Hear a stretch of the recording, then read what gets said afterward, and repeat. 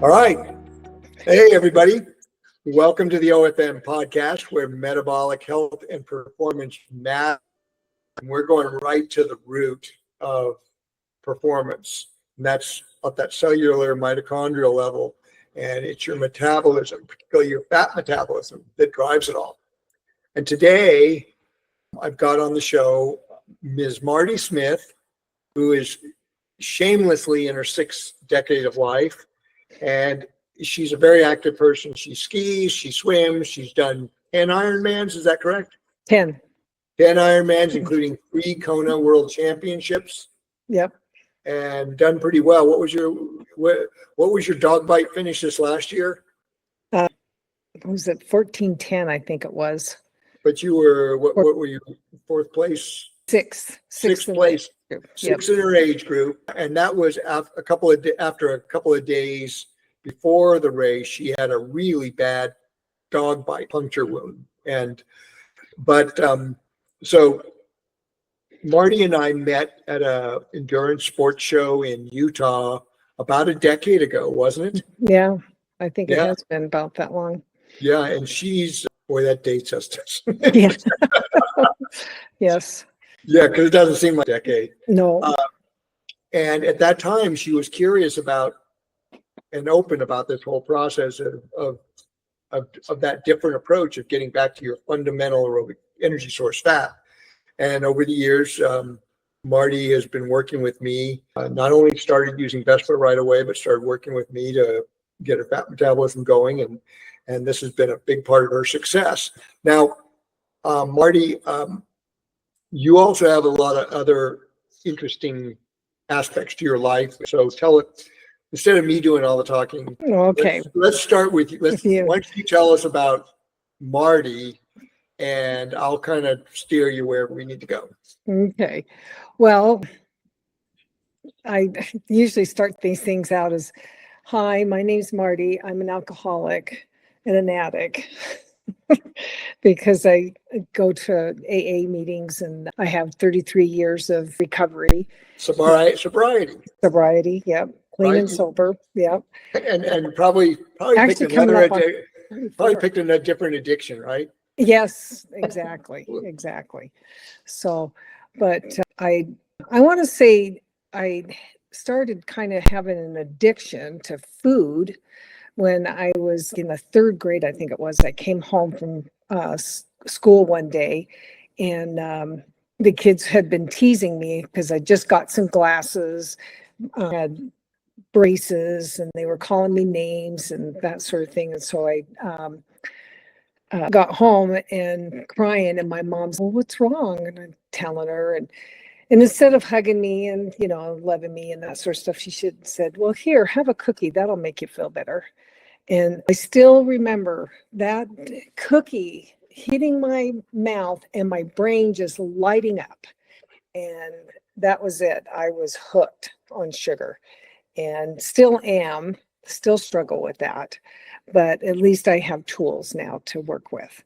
And so I kind of figure out what I can do and not do. And there's things that are just not an option anymore. So, but at any rate. It's interesting you're saying that, because this is one of the things we're saying is, like, we look at concentrated forms of carbohydrates, which sugar is one of them, right? So simple carbohydrate as a legal PED, because they fit that description, right? Are they addictive long term? Yeah, right. And so, I ate so much, it was insane. With my first pregnancy, I gained 90 pounds because I sat there and thought, well, I've got permission to eat as much as I want. And so it's not just one cookie or 2 cookies. It had to be 12, a dozen. 90 pounds you gained? 90 pounds I gained. How did you do that? I've never seen you. Can't even imagine you like that. Yeah, I know a lot of people don't. And a lot of people don't imagine me as a alcoholic and a drug addict either. So, but I am, and I've just changed. I've learned how to deal with the addiction and the ism of my thinking, because I think that's a big shift in thinking. So That's wonderful. And you yeah, know, the thing is we came in on the tail end of that baby yeah, boomer counterculture movement where that really took off, the substance abuse, right?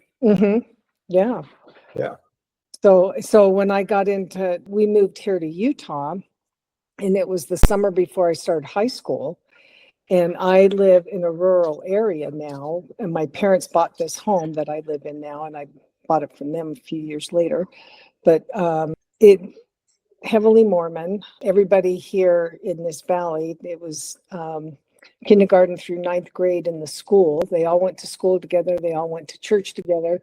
And here comes this Methodist that didn't even go to school with them or anything. And so the first year of high school that I went to, we really had no friends, and nobody would sit by me on the bus. You know, I just was kind of shoved away and, you know, looked down upon. So at any rate, You know, that's an interesting thing too, because, you know, like you said, the kids teased you when you were in the third grade for the braces and the glasses. And then, you know, I have a lot of really good Mormon friends, and they're fine people, but even they have admitted to me that's one aspect of their religion that oftentimes it shuns people who aren't in their church. yeah, Especially in Utah. yeah, yes. And you know, they're the first ones to say that, and that's an aspect that they don't really like, because they do have, you know, I'm a little bit of an oddball, so they accept me as their own, so they're kind of open to people outside their church. But so it's just kind of an interesting, You got to excuse me a little observation. bit, but Sure. I've got dogs, and I've got to put this one out, or she's just going to bug me the whole time. So Okay. give me just half a second. This is the real Marty, and, Yes, and exactly. we're getting the authentic podcast experience here, Right. right? So, okay. And then she'll be bugging you to come back in here because it's hot today. So, but Right. hopefully my husband will be back home. At any rate, so in high school, that's when I started changing my addiction from food to drugs and alcohol. So who'd you hang out with if you were in a Mormon community? The parking lot. The Jack Everybody in the Mormon. parking lot. You were with the Jack Mormons. Yeah, and the kids that didn't go to church and that sort of thing. Right. So, and then I met my husband at a keg party, and you know, it was just, we kind of had a good relationship or friendship relationship, and that went on for a few years before we got serious, got married. I've had 3 kids, and I've got now 5 grandkids. So, and then and then you were a working mom too? yeah, I went through nursing school. Even started, I didn't get clean and sober until 1991, and I graduated from college in 1986 with my nursing degree. So, and you know, I was functional. I was a functioning alcoholic, drug addict, and I would plan my parties and plan my drinking and that sort of thing. Still a little bit overweight once I got done having the kids. And I would do the fad diets. You know, I think wasn't there a grapefruit diet at one time? And, you know, just different things like that. And it wasn't until one day I was going through a grocery store and they had Slim Fast samples. And I thought, this isn't that bad. And the lady says, yeah, you just change one of these shakes for one of your meals, and you know, and the weight will come off. And sure enough, it started coming off. You know, and eating, and then I sat there and started realizing I needed to eat a little bit better.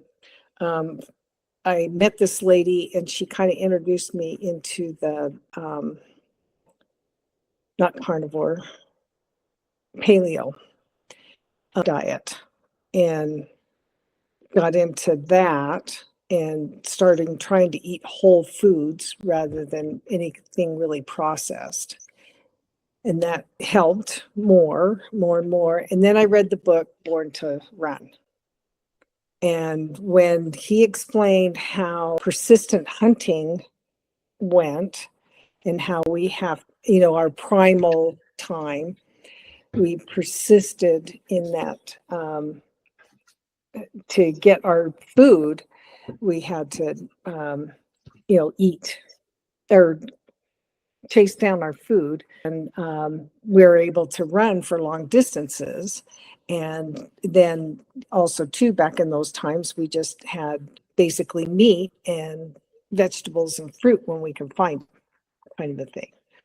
So then that really got me into that sort of thing. And then I heard Dr. Tim Noakes explain about keto, and that made even more sense to me to hear that I don't need, our bodies can't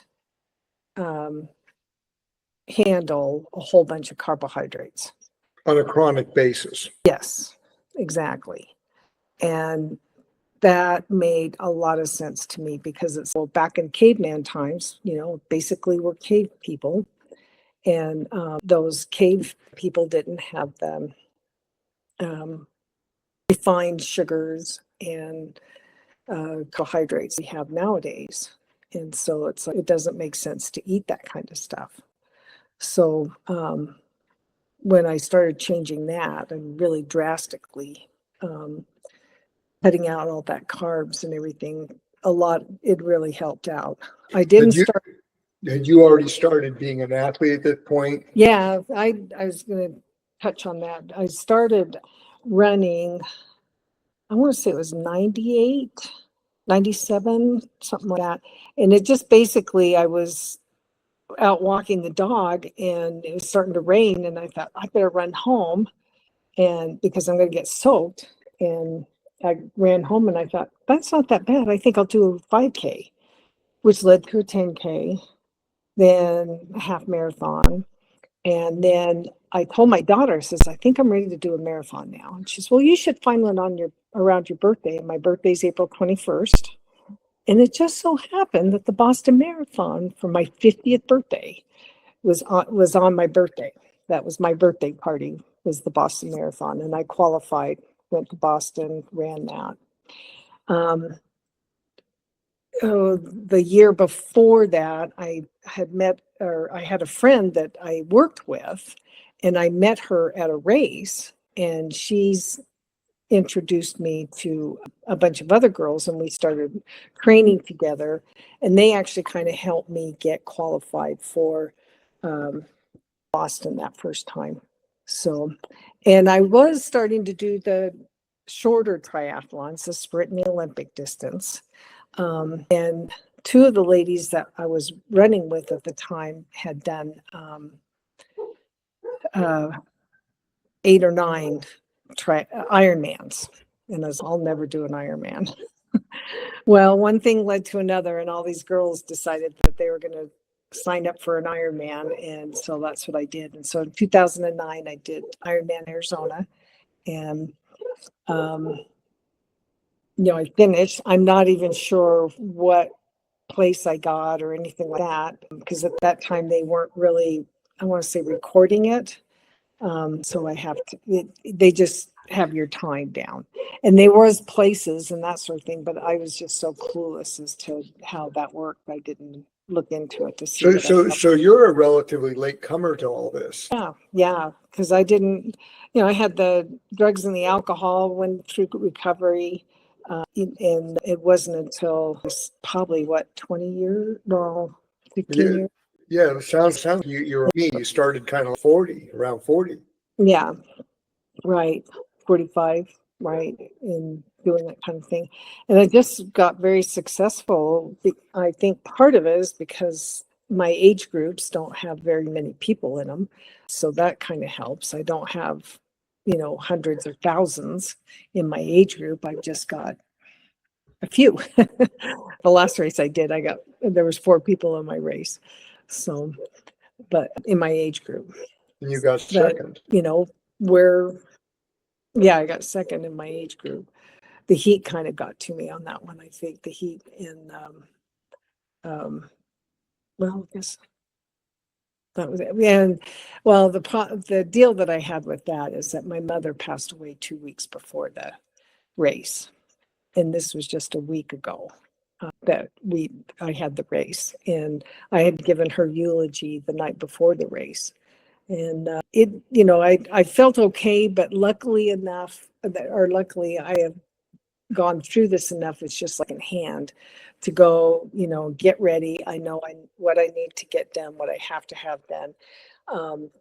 Have that little bit of time where I can spend a few minutes by myself and kind of focus on what's going on. But is when I hit the water, I just transform, and it's go speed racer kind of a thing, and I just start putting it out. So let's kind of frame this. You started kind of late in life, after getting your alcohol and substance abuse thing under control. Yeah. And you were what kind of nurse were you in most of your career? Well, most of my career has been home care and hospice. Okay, so you've been doing that most of the time. Okay. Yeah, at least okay. At least okay. I'm retired now.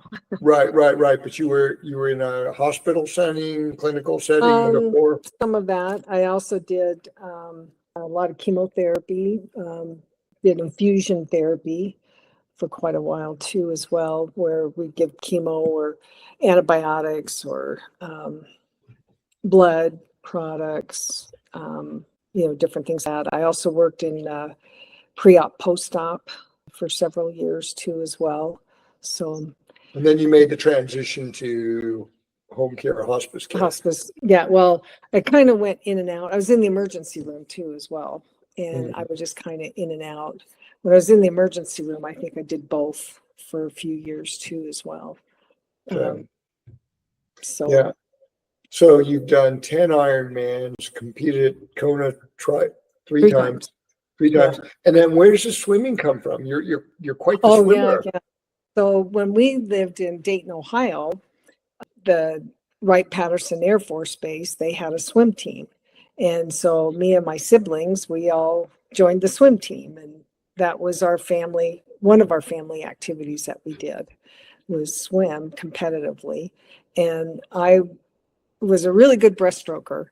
And so I qualified, just barely made the qualification time to go to the 1972 Olympic trials, and they happened to be in Cincinnati, and Wright-Patterson is in Dayton. So it's an hour away, I think it is, or something. It's really close. So they decided, well, yeah, let's put her in there. So, but I wasn't near the top level. In fact, I came in dead last because I was so nervous and anxious. I just couldn't get myself to settle down and swim. But boy, did that give me the bug to, go to the Olympics. And you want to know something, I did go to the Olympics as a volunteer in 2002 when they were here in Salt Lake City. And so, fantastic. Yeah, so I got to volunteer. Well, that year, that was year Alexei Yagudin was using Vespa.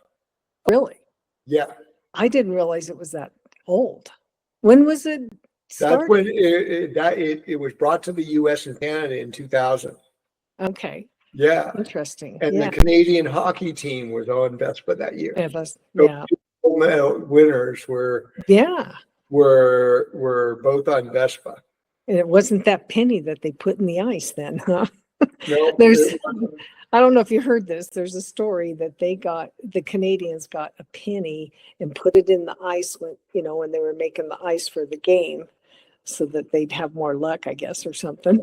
Yeah, or they'd chase after it because Canadians are real thrifty. Yeah.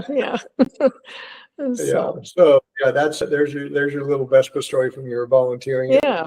Well, that's interesting. And it's interesting because the men's long program figure skating thing is hardly an endurance sport, right? Yes. Yeah. Less than 4 minutes long. But what they found, Vespa actually sponsored him that year. They paid him a little bit of money and they gave him used Vespa for all his training. Mm-hmm. And the reason it really made a difference wasn't so much in the actual competitions, It was, it in the practice, yeah, because now Vespa makes you very stable and steady, right. right?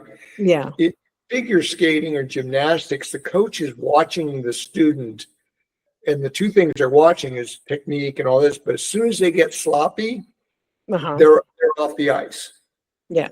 because they're either Gotta going to rest. You gotta yeah, rest. right. They're either going to do the move wrong or they're going to fall and injure themselves. And what Mhm. Alexi found was in his practicing, he could actually skate far longer than what was considered normal time for figure skating Mhm. before they.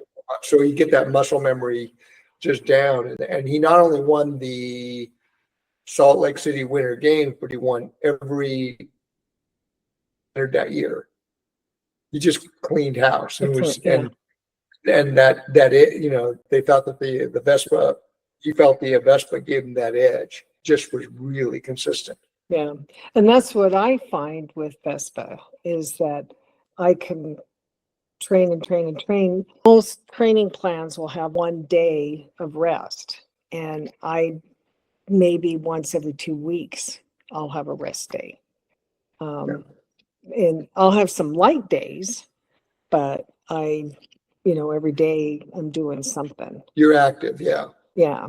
And Yeah. so, and it helps. And I really concentrate on thinking about what condition am I going to be in. Nice is biking in the Alps. And so it's a lot of climbing and hard descending with hairpin turns, that sort of thing. And so luckily I've got the old Snow Basin Road. In fact, I went and rode 2 hours on that. Yeah, folks, just for a little aside, Marty's going to the Nice Ironman World Championships. The women are having their World Championship in Nice this year, and the course is very demanding, hard, long climbs, and then the downhills, hard downhills where it's going to require a lot of coordination and fine motor skills and concentration too. Yeah. And that's another thing that I find is that I don't lose, well, my patients used to call it chemo brain. And runners kind of have that runner's high where they're kind of drifting in and out. And I get that, but I also too can focus. You got the high, but you don't go giddy. Yeah, right. Yeah. And I can focus on what I need to get done. And I'm not the best climber. I'm working on that, and I'm trying to get, I've got a coach to help me with the bike part of it. But I like to tell people, yeah, you can win it on the bike, but you can lose it on the run. And that's where I can a lot of times shine, is I can come from behind. And in fact, in Kona this last year, I think I was 18th off the bike and, wound up getting 6th place. So that means I passed, 12 people. So you're good at Ironmans on the front end and the back end. Yeah, right. So the middle's not so great, but you're kind of an oddball then, because you're kind of an oddball because most people are good on either bike run or bike swim, and you're good on the swim and run. Right. So you got it. That's a good thing. You just got to get because the bike skills is usually something that's everybody can do fairly well. Yeah, fairly well. So, but the climbing, you really have to, there's, I don't know, different muscles, and then just the energy output on it. And it varies. So it's not just a constant kind of a thing where you can just get yourself into it. It's kind of a up and down. Well, and Nice, if Nice is on the coast, so you're going from sea level just straight up. Right. You have to say the grade will vary, but there's some serious climbing. Right. And I want to say it's 6,000 foot climb. of elevation gain. Elevation gained, yeah. I Yeah. can't remember. I thought that that's what they said. I did the Ironman St. George the first year in 2010 that they had it, and that had 6,000 feet of climbing, but it was a 2-loop. So we went up this climb twice, and I kind of knew that course, and it doesn't have a whole lot of turning to it. This one does. Right, it's a very open course, but Right. you being where you are in Utah, you have lots of roads where you can simulate, yeah, and you can get the altitude training that'll really help you at Nice. Right, and I think that's been my advantage sometimes too, in Kona and California, Texas, all those places that I've done the races at. It's usually a lot lower. Boulder's not. What's the elevation at your home there? I'm at 48. And what's it down in the valley where the Salt Lake is, and down That's there in probably like about Bountiful and Sandy? That's probably about 35. Okay, good. Maybe 4. Okay, but it's quite a bit lower, right? Yeah. Okay, good. Because I'll help you with some workouts, because you want to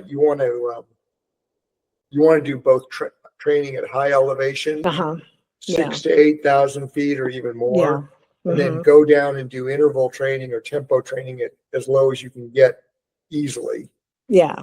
I've got some areas where it's flat. And so if you can be like flat and 3,500 feet, you're gold. Yeah. So I could do that. So,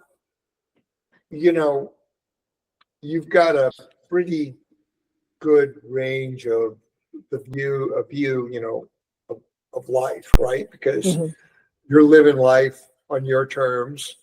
Yeah. Right. You're in control now. The alcohol in control. Yeah. And which is good, because you're channeling all these tools into a healthy outcome for yourself. But you've also worked in healthcare and hospice, and you see what's going on there. And what are your thoughts on that? Because I was saying to you before we recorded this, you're what normal should be. You're in your mid-60s, and you're still able to go out on any given day and execute a half Ironman and train up. And I'm not going to say you can execute a full Ironman. You probably could on any given day. It just wouldn't be. It just would be slow. Top performance. Yeah. Right. You're not going to give your. But the point is, we've got so many people. And I say we as a collective, because this is a collective collaboration, that are just thriving in their 50s, 60s, and 70s. And then you look at what you're dealing with what you were dealing with on a hospice level. Right. And it's like, to me, I just shake my head sometimes, because I think, it's basically what your lifestyle is, as far as eating and activity. You don't have to be an Ironman to be healthy. If you just get out and walk briskly, for a half hour to an hour every day, that's going to help cardiac wise a lot. Right, and get out for a hike every couple of weeks for 3 or 4 hours. Right. And then of course eating, I like to call it whole foods, and that not having a whole lot of processed type stuff. I remember my mom thinking that Wonder Bread was the best bread to have because it builds bones 8 different ways. And I remember that marketing back then. Yeah, exactly. And it's just, if she only knew how terrible that stuff is. So, and nowadays bread is very rare for me. I don't eat a whole awful lot of it. And maybe on a day where I'm a little carb loading a little or something. So, but yeah, that in the misnomers of even getting up and moving after having a baby, or because they were after childbirth way back in those days, they didn't get out of bed for a few days. And I guess in some spots it was even, a couple of weeks or something like that they'd stay in bed. And nowadays, it's like, no, let me get going. And I've heard stories of places where women will be out working in the field or, whatever they're doing to help their families out, and, go into labor, get on the side of the Field. yeah, and plop out a baby and, clean it all off and somehow tie it onto them and go back to work again and work some and stuff. So, but yeah, activity is important too as well. Yeah, I feel like I recover faster if I've had any kind of surgeries or things like that. I can just get back into it. I did have a foot surgery, and I was supposed to be 8 weeks non-weight bearing. And that did take a little bit of time for me to get my endurance back and my speed back. But I did substitute it with Cool work. pull work, yeah, swimming and a little bit of biking. So, But you recovered quickly. yeah. Once I could do it, it was just, man, I'm so much slower. And it makes me wonder sometimes too if age has something to do with it too as well, because I am slower. I get back to my 4-hour marathon, but 4.5 is going to have to be the better thing for me. So, Yeah, I think you could probably do a 4-hour marathon. You just need to train well, and then go find a place that's got a good fast course and it's down sea level, so you could take advantage of your acclimation, right? Yeah. But I do notice with OFM training, we don't do a traditional taper. Right. We do a modified build, because if you take time off, you lose that edge. Mm-hmm. Right. I did that. Oh, I can't remember if it was a half Ironman or full, but I remember doing this. I'd call it a drastic taper. So it's the week before. I'm still doing the distance and the interval working and that sort of stuff. But then it's that last week just before the race that I will cut back on the distance. Maybe I won't do a 2-hour run, but I do an hour run. And, the interval working would be 30, 45 minutes kind of a thing. And so, yeah, I back off on it. And then like a day or two before, that's when I'll even do like a 40-hour fast a couple of days before the race. Yep. And then 2 days before, you got me started in taking a nice steak dinner, and I'm hoping I could do something like that in France. Yeah. Sure, they've got steak. Yeah. It's just they have wonderful meat cuts. Yeah, so you shouldn't have any trouble with that. Right. And then the day before, for dinner, I always have pizza because I never can have real pizza. So I have meat lovers pizza. And I will take 2 of those slices, put it in my special needs on the bike. That's where at the halfway mark, they've got special needs where you can get some nutrition. And so here I am pulling out pizza, and people are, what in the world are you eating?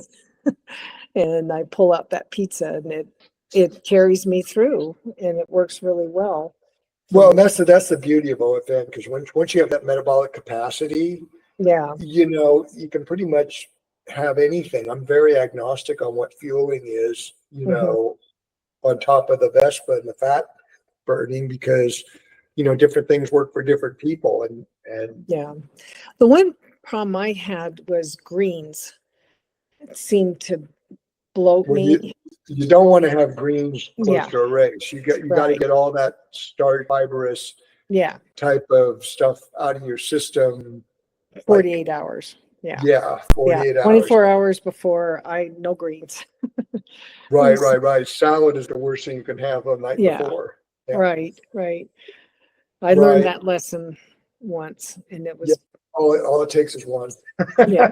Of course, Well, all for me was to get on my fat adapted journey. It took me one bonking carb loading and subsequent bonking episode to say this doesn't work. That's yeah. what started me on the whole whole Well, journey. I was told all these years, you got to carb load 3 or 4 days in advance to store up those carbs so that you can sit there and perform at top performance. And then you've got to have 100 calories every hour, kind of a thing. And I've noticed with this OFM, no, I don't need to do that. I just, um, it's about every 2 hours that I'll take a Vespa. So I start off, well, the other thing too is, I'll go into this a little bit. They would also say, okay, you got to hydrate the day before. You just got to pour the water into you. You want to drink like 5 liters of water. And then my friends would say, yeah, and then you got to start doing salt tablets at night, and get that salt built up into your system too, as well, the day before a race. Well, I developed what's called SIPES, which is swimming induced pulmonary infusion. Yep. And what happened is all that fluid, and you got this wetsuit on, and your lungs can't expand like you need to, and this salt follows water, and water shunts into your lungs because you can't breathe it out and get going. Right. And so, Well, you have too much interstitial fluid, and yeah. it just the lungs are Well, this is the only place I can saturated. put it. Yeah, put it Yeah. everywhere else. Right, right. And it takes me a good 48 hours to clear all that out. Yeah. And stuff. And so now what I do is I don't prehydrate. I just drink to what satisfaction, basically. I don't take any salt tablets, or any extra salt the day before. I don't even really start it until after I'm done with the swim. And you treat it until you're settled in on the bike. Yeah, right. So, and I take Viagra. And Viagra opens I'm not going to kiss and tell. Yeah, but I did. Everybody, it's now studied, and that's the treatment, is to not hydrate so much. Don't do the salt so much, and then the Viagra vaso. Yeah, it's a vasodilator, so all that interstitial fluid goes to plasma volume to fill that plasma volume. Yep. And it works perfect for me. So, and then I get to transition, and I take a Vespa and my salt tablet, and that's when the timer starts. And every hour I take the salt tablets. If it's really hot, I'll even do 2. Yep. And then water, to my thirst. I don't overhydrate, but I don't underhydrate either at that point. And then I'll start.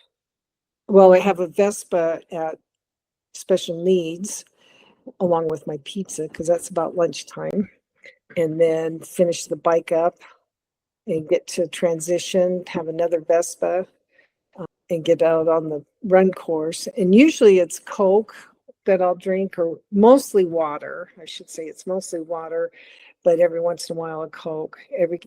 Occasionally I'll have a banana on course. And one race I did finally try that what is it? Morton gels. Yeah, the Morton gels. Morton gels? And that worked out pretty good. I didn't get sick. The goos used to make me so sick and nausea. And in fact, a couple times I did throw up in marathons because it was just too much sugar. And it just did not sit well with me at all. And so I won't touch those with a 10-foot pole. So get those away from me. In other words, a lot of people, you'll get GI distress if you're putting too many calories. I guess that's what it is. It's just regulating that. And I've been able to, a couple of races. Well, in IronMan Texas last year, I didn't know where I was at. I didn't know how I was doing time wise and that sort of, well, I kind of knew my time, but I didn't know where everybody else was in the race. And I finally found a friend of mine, and she sat there and said, "You're in second place, and the third place girl is catching you." And I was able to then sit there and speed up and do 9:40-minute miles at the last 2 miles. And I beat that girl by 33 seconds or 22 seconds. That's what it was. It was 22 seconds. Yeah. So right. second in your age group, right? That's a big competitive race too. Ironman Texas is a very competitive race. Yeah. So, but yeah, it was quite interesting. And I've done that a couple of times now. I've learned how to pace myself, and that last hour of the race is where it's going to make or break you. That's where people start falling apart, melting down. They can't perform. But yet I've got the ability to do that because I think I've got the nutrition down, with Vespa and the electrolyte tablets and, just being able. Yeah, that's your foundational physiology, and then you can add sips of Coke or a Martin gel or whatever looks good at the aid station on top of it, right? And it works. It works really well, No GI distress now, right? I haven't had anything like that at all. In fact, I don't even think about it, which is good because that's one less worry that I have, that I don't have to think about that. And how about the recovery? Yeah, because next day I'll go out and do a little shakeout run, 2 or 3 miles and feel good. And that helps. The muscles sometimes can be sore, but I can work that out really well. But I'm back to training within 2 or 3 days. And I've got my next race. So I did Boulder last Saturday, and I've got the next race is in 6 weeks, and I'm already back up to 3-4 hour trainings sessions Nice on the big days. And then that's it's a half Ironman in Oregon, and then I've got Nice in September. Yeah. Well, good luck at that, Marty. Well, anything you'd to finally share with our audience about, your success and how that can be for others? Because, working in healthcare, you see all these people. Yeah. This is entirely preventable. Most of this is entirely preventable. Yeah, because I see most people who are having total knees are obese. And the reason why their knees are shot is because of all that weight that's on those knees that are causing the problem. And they most of the time don't do very well with it because, again, they're not in shape. They can't move. They've got to sometimes they even have to go in and, I want to call it stretching the knee into a bent position because they can't get it. They're not motivated, I guess is the word I want to say. And that's just a little example of health issues that are caused from being overweight. If you talk about diabetes, now they're, looking into Crohn's, Parkinson's, dementia too. Well, you've seen it all in hospice, right? Yeah, all that sort of stuff, and is this all because of the modern diet and lifestyle? Yeah, right. The diet that people are on. You go to the gas station and some lady's got this great big, huge 64-ounce Diet Coke, and it's, honey, that's not going to help you at all. Or if it is real soda, it's my lands, all that sugar. And our bodies don't know what to do with that.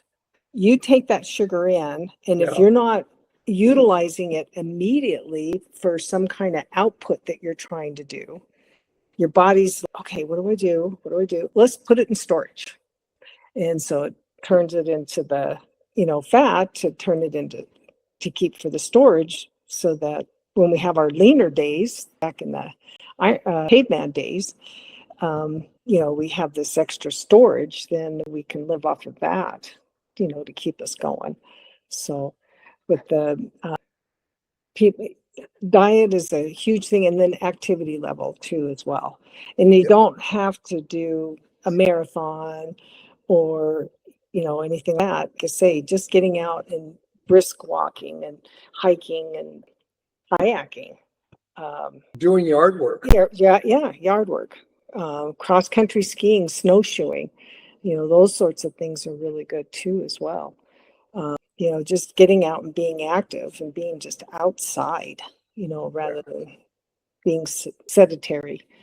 So, it's just not good. So, Well, Marty, thanks very much for sharing your story. I mean, you're somebody who's, brought yourself back from the brink. I mean, you would have wound up like a lot of the people you were caring for, right? If you'd stayed on that trajectory. And there's nurses that are that too. You just sit there and think, you're a nurse and you're obese. There's a lot of doctors too. Yes, a few doctors. Yes. I mean, it's kind of, that's what Dr. Kathy says, is she was starting to look like patients, and what am I doing to set an example here, right? Right. So, all right. Well, thanks again, and good luck at Nice. I mean, I'm here to help you if you want to bounce anything off me, and let's have you have a good race at 70.3 Oregon. You'll get some heat training there, most likely. I hope so. Yeah. And then just get ready to roll into Nice and crush it. Yes. That's all right. Got to do my best. Okay. Well, thanks. Hard and finish strong. Thanks for being one of our examples of what being in your natural state should be. It's just like I said, you're what normal should be. Yes, right. And people, they're bombarded with media about, well, do this and do that, and it'll help you with this and that. And it's, no, let's just get back to the basics. That's exactly what I say. We've lost track of the basics. Mm-hmm. Yeah. So cool. Well, I sure appreciate telling my story, and your support has really helped me out a lot. I've learned so much from you and other sources too as well. But your friendship and working with you, because as I say, we've known each other for almost a decade. Yeah. And just watching your trajectory just get better and better and more consistent, and not let things like, hearing your story about not getting heat acclimated and then doing hospice for your mom. Right. Having her pass, and then delivering the eulogy the night before the race, and then going out and executing and coming in second is like, that's just, it's like, that's the way Marty rolls, and she's, and it's a good thing. And people have a hard time believing that, but that's, we're talking before, you get your physiology where it should be. You're not only physically fit to do things, but you're mentally and emotionally stable, right? Yes. So that you can execute under any condition. Right. Yeah. It's almost been a month now since my mom passed. Right. And my sister still kind of, listen to this song. Well, but here's the other thing we haven't even talked about is, we're talking about that larger cycle of life. And if I remember correctly, not too long before you went out to care for your mom, you were out there taking care of a newborn that your daughter had, right? Yeah. Right? Daughter-in-law. Yep. Your daughter-in-law. So it's sort of a cycle, this continuum of the cycle of life, and it's really a good thing, right? You're immersed in both ends of it, so it's wonderful. And it does take a village, Yeah, it takes a village for this for this village idiot. I appreciate your support and belief in what we're doing, because as you know, this is radically different from the narrative. Yeah. So, and a lot of it, I think, gets even blocked so that we don't, the message isn't getting out there to people that really need to hear it. Yeah. So, Yeah. People and even athletes don't realize just how much sugar they're eating if they follow that conventional athletic, nutritional, and dietary advice. And our bodies don't need that sugar. No. It can run off of the fat, and you actually get more bang for your buck as far as energy output. Right. And when you do, you bring the sugar in for a race, it works really good. Using less. And you don't need much of it. Yeah. Right. That swig of Coke during a race is, wow, this is great. I can have Coke or I can have pizza. Yeah. I have my pizza. So. All right. Well, you can have your pizza and eat it too, right? Yes, exactly. All right, Marty. Great. So. Well, thanks again. You're welcome. And good luck. And we'll be here to support you. Yeah, we'll be here to support you along the way. And you look great in that Vespa kit, by the way. Yes, thanks. I hope you like it.